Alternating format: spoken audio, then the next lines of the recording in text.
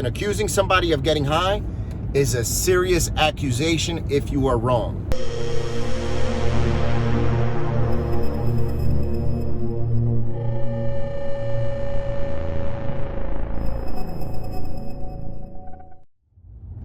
What's up, y'all? Welcome back to the channel. I'm Frank. This is Morals Over Money.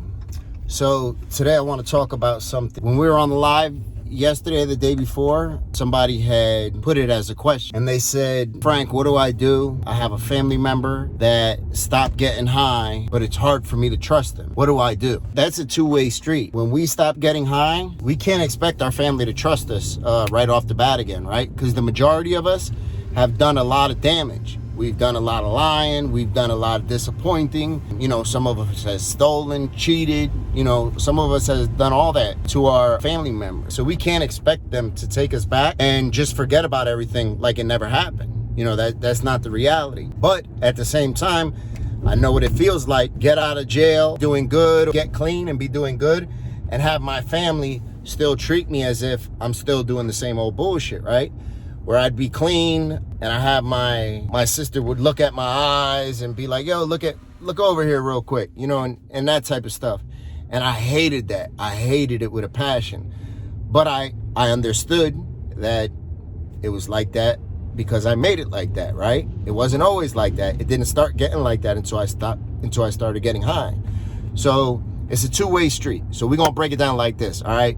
First, for the family, if you have a loved one that got clean or left the streets alone, you have to decide to trust them, right? You have to give them a chance. That doesn't mean you have to let them use your car and give them the keys to your house and your credit card. It doesn't mean any of that. Trust is built step by step. First, you trust somebody to be around you, right? And then you trust them to be in your house, you know, and further on and so forth. So you trust them.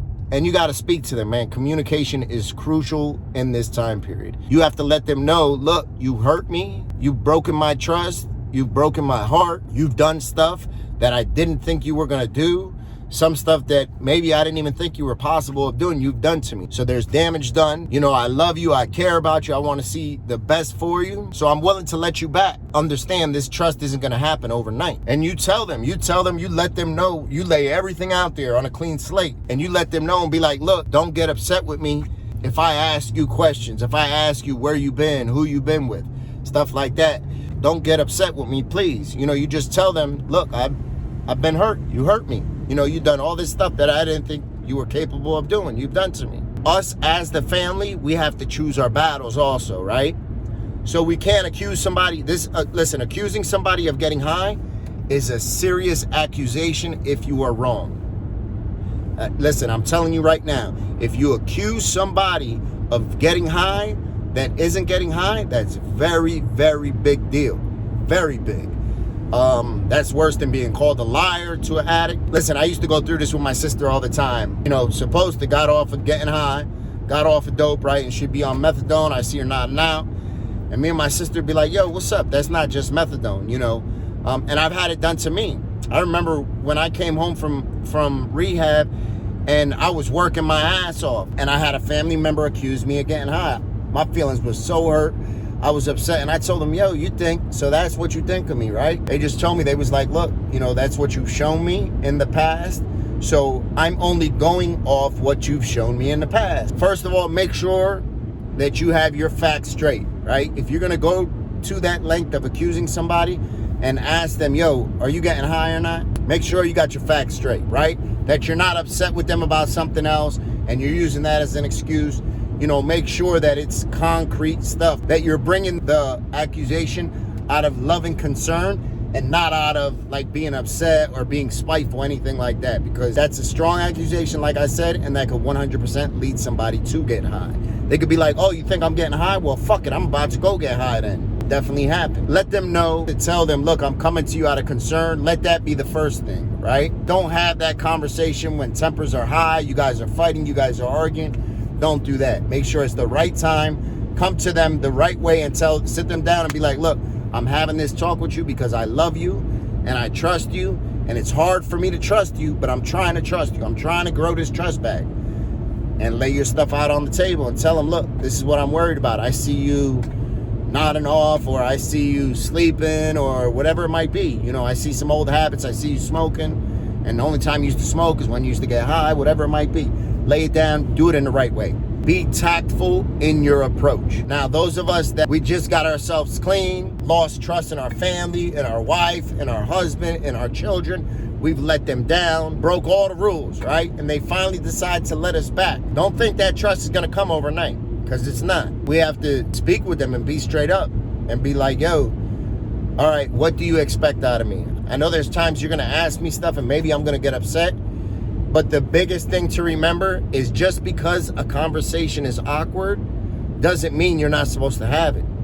When a conversation is like an awkward conversation, that means you're supposed to have it, because it means it's very important.